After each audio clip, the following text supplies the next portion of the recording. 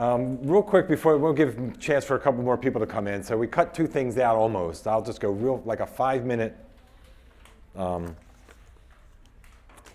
into this. We had two things on the schedule we didn't get to. One was just called file transport underneath the app section. And I actually had a slide on it. And then we had this section, but we've already talked about kits. But I'll just do a real quick, like I say, and then we'll get into the user presentations. Oh, I guess the batteries. So won't even go through the agenda. Oh, that's right. So I guess ground system inventory. I was kind of curious to get anybody else had any more than this that they're using. So these are the ground systems I'm aware of with some feedback. So at Goddard we use Assist and ITOS primarily, and both of those are they have a government version that's free if you're on a government project, or there's a commercial version available. And it's definitely at the SmallSat conference, the Cosmos release by Ball Aerospace of an open source ground system has definitely become popular. And then I just learned of yet another ground system. I guess that was from Johnson's using. I'm curious, is anybody else using that one? Is anybody? No? Oh, yeah, one more? And are there any other ground systems that somebody's using? I guess there's some hand little mini ones. At University of Colorado, we use Oasis? Okay. So real quick on a kit. So what is a kit? It's kind of, and I think this is kind of obvious. I mean, I don't want to dwell on it. Like I said, make it quick. You know, it's kind of an out-of-the-box solution that's flight and ground. There's different versions out there. And so this particular one's more of the one that Goddard, it's more a connection-oriented one. So we use UDP between ground system and cFS, and then with the dynamics, that's in our phase 2. We haven't gotten that far, but IV&V, their NOS 3, they've gotten that far. And part of our goal with the one we're developing is to make it very easy. So you come out of the box, you can run some demos, and then you can easily port to your target and run the same demos or integration script for those apps. So then it's a lot easier, you know, to migrate from a known system to a new target.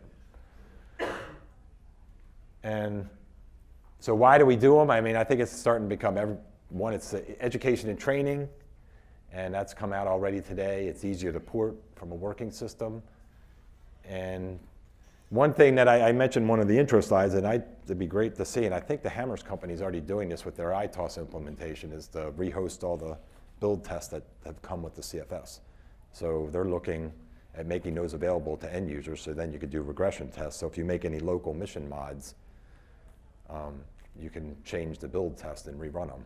So that's a powerful thing, especially if we had a standard platform. Then, you know, like I mentioned before, we could even have certification platforms, which is also up there. And they can also serve as the mission test application. You know, even if you're using a different test suite, or ground system on your mission, you could theoretically still build things up on a desktop before your lab's even set up. And again, it's lowering the bar for adoption, which is great. I mean, that's where we saw, at least we get people in the CubeSat or the universities in education, and then they're coming in cFS aware. That's a great thing. So here's a quick inventory that I didn't have a lot of time. You know, I sent them an email and I got a few responses, a couple. So this is really what I know about. So IV&V has done a NOS 3, which they presented at SmallSat and got a good reception there. We have ours that is going to eventually, it was an IRAD that we had, which was very, very, very resource constrained. It got overtaken by projects. So Alan and I kind of pulled it together at the last minute, actually post-funding on our lunchtime. Like I mentioned, Hammer's company has theirs. They combine their virtual SAT, which is a dynamic simulator, and their ITOS and the cFS. And then NASA Johnson has two versions. They have a Python ground system, and I thought you guys used ITOS as well. Yeah, that one's optional, Python and or ITOS. Okay. And that actually has the trick simulator. I guess I didn't. Oh, no simulator now? Or that one has the trick, or no? No simulator? Does not have trick. Okay. Outreach does. Okay. And I don't know if anybody else has pulled together any, or if anybody has anything that's.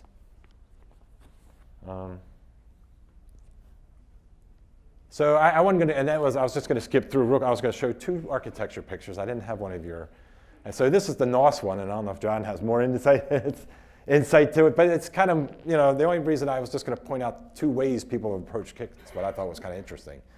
And the NOS one, I think, follows some of the things we talked about earlier with the hardware library abstraction. So it kind of fit in the idea of abstracting some of the models and then using it from the simulator side as well as the flight side. So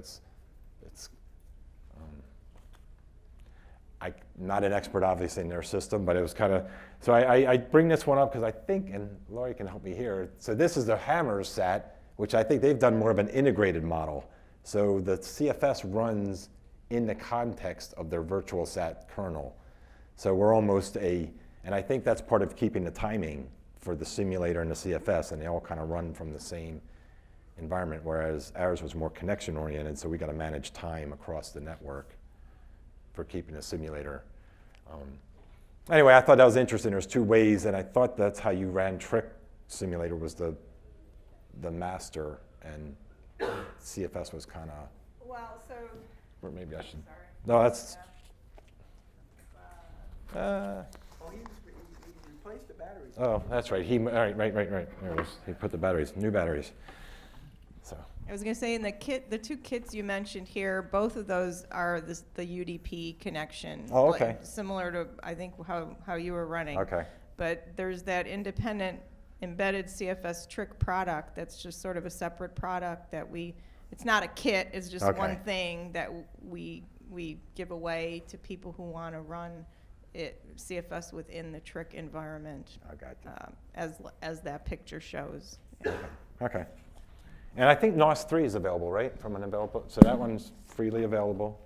And ours will be, we haven't gone through any release, but we're not even sure some of the rules because we've had co-ops and interns develop some parts of it.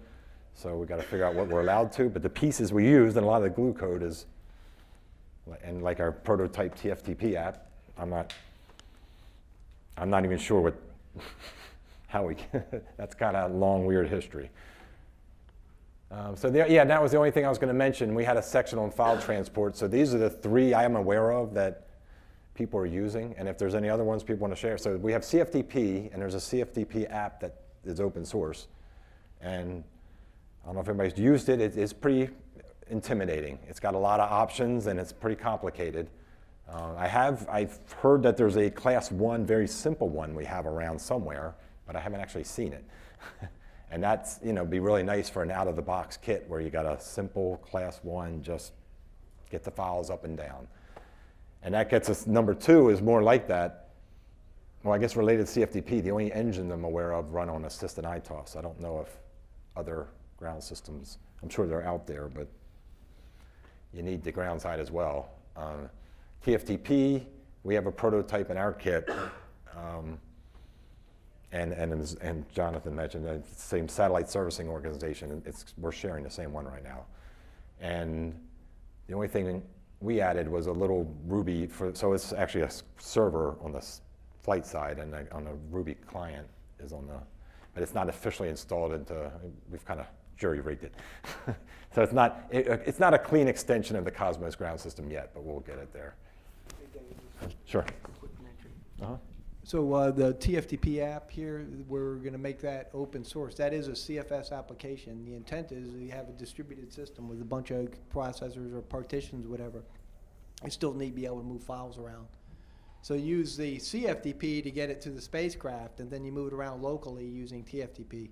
So that's going to be a released app because CFS depends on file systems. But and in the kit's purpose, we're using it in our flight to ground, but again, it's just a kit. Right. So it's right. No, that's a good point. And then I know, and Alan's not here right now, but I know for Dillinger, the CubeSat, he made a custom file transport where I think he kind of made his own protocol up with putting the files in the chunks in the packets. But again, he had to write a custom ground side to manage it. And I think I don't know all the motivations right now, but probably because the other things didn't exist, and I think CFTP was too big.